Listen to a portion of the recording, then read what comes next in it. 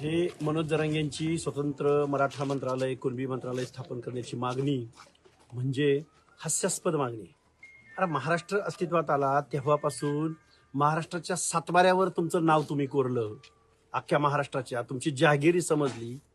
अरे एक दोन ओबीसीचा मंत्री आणि 2-4 SC STचे मंत्री, अल्पसंख्याकांचे मंत्री सोडलं तर अख्खं मंत्रिमंडळ तुम्हाला महाराष्ट्रानं कॉन्ट्रॅक्ट बेसिसवर दिले ना कायमचं. आणि तुम्हाला आत्ता काय स्वतंत्र मंत्रिमंडळ स्थापन करण्याची गरज वाटली?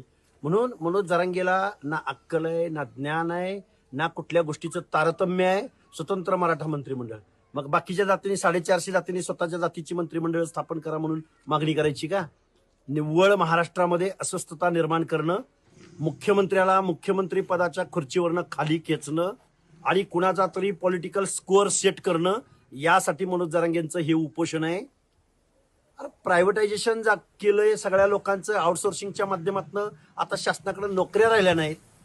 प्रसाद लाडाची ज्या काही कंपनी आहेत, मी मगाशी सांगितलंय, या सगळ्या कंपन्यांच्या माध्यमातून हजारो नोकऱ्या आज प्रायव्हेटायझेशनच्या माध्यमातून उद्ध्वस्त झालेल्या आहेत. कुठलं आरक्षण, कुठलं महिलांचं आरक्षण, कुठलं SC STचं आरक्षण, या सगळ्या गोष्टीवरती पोतेरा फिरवायचं काम यांनी केलंय. आणि म्हणे आमचं मंत्रिमंडळ वेगळं करा. मग आम्ही पण सगळ्या जातीच्या लोकांनी आमचं मंत्रिमंडळ, आमचं मंत्रिमंडळ, आमचं मंत्रिमंडळ.